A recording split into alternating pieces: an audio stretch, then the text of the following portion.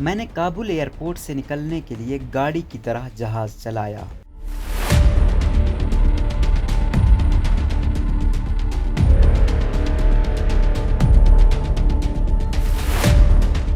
افغانستان کے دارالحکومت کابل پر طالبان کے قبضے سے چند گھنٹے قبل پاکستان کی قومی ایئر لائن کے 2 مسافر طیارے پاکستانی شہریوں اور بعض افغان رہنماؤں کو اسلام آباد لانے کابل شہر سے چند کلومیٹر دور حامد کرزئی انٹرنیشنل ایئرپورٹ پہنچے۔ ان میں سے ایک ایئر بس PK6252 جہاز تھا جسے کیپٹن مقصود بجرانی چلا رہے تھے۔ کیپٹن مقصود بجرانی نے انڈیپینڈنٹ اردو کو بتایا کہ اتوار کی صبح تقریباً 10 بجے جب وہ ایئرپورٹ پر اترے تو صورتحال بالکل نارمل تھی اور بڑی تعداد میں امریکی اور دوسری ایئر لائنز کے جہاز ٹیک آف کر رہے تھے۔ PIA کے دونوں جہازوں میں مسافروں کی بیٹھ جانے کے بعد ساتھ جہاز کو ٹیک آف کی اجازت مل گئی اور اس نے اسلام آباد کی جانب اپنا سفر شروع کر دیا۔ کیپٹن مقصود بجرانی والے جہاز ایئر بس میں 170 مسافر سوار ہوئے جبکہ عملے کے علاوہ پاکستان سے ساتھ جانے والا جہاز کا مینٹیننس کا سٹاف بھی طیارے میں موجود تھا۔ ابھی کیپٹن مقصود بجرانی کے جہاز کا پرواز بھرنے کا نمبر نہیں آیا تھا کہ ایئرپورٹ کے کنٹرول ٹاور سے ATC 0 کا پیغام موصول ہوا، جس سے مراد ہے کہ کنٹرول ٹاور کے عملے نے کام بند کر دیا ہے اور جہازوں کو اڑان بھرنے کے لیے ہدایات جاری نہیں کی جائیں گی۔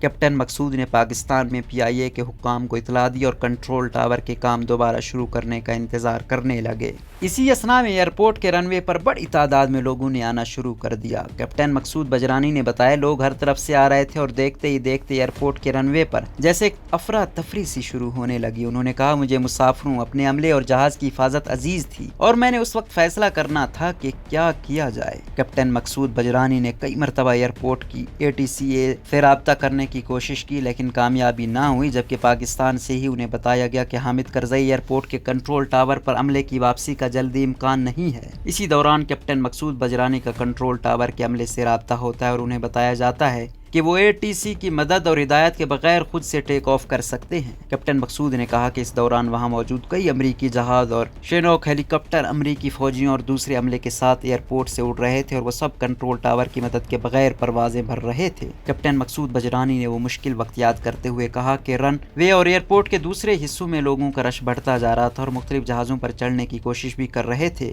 کیپٹن مقصود نے مزید کہا مجھے خطرہ تھا کہ کہیں ہمارے جہاز پر قبضہ کر کے عملے اور مسافروں کو یرغمال نہ بنا دیا جائے۔ انہوں نے بتایا ایسے میں نے اپنے ساتھی پائلٹ سے مشورہ کیا اور اسے اعتماد میں لینے کے بعد مسافروں کو نشستوں پر بیٹھ جانے کا اعلان کیا اور میں نے جہاز کو رن وے پر دوڑانا شروع کر دیا اور تھوڑی دیر میں ہم ہوا میں اوپر اٹھنے لگے اور ایسے میں سڑک پر گاڑی چلانے کی طرح ہی کر رہا تھا، یعنی میں نے دیکھ کر دوسرے ٹیک آف کرنے والے جہازوں سے اپنے جہاز کو بچانا تھا۔ انہوں نے مزید کہا کہ تقریباً 1600 میٹر کی بلندی پر ان کا رابطہ دوحہ کے کنٹرول ٹاور سے ہوا، جس کے بعد وہاں سے انہیں اپنے جہاز کو مزید بلندی میں لے جانے کے اوپر لیے ہدایت حاصل ہونا شروع ہو گئی۔ بعد ازاں کیپٹن مقصود بجرانی نامساعد حالات میں معاملہ فہمی سے کام لیتے ہوئے اور اپنے تجربے اور صلاحیتوں کو بروئے کار لاتے ہوئے جہاز اور اس میں موجود عملے اور مسافروں کو بحفاظت پاکستان پہنچانے میں کامیاب ہو گئے۔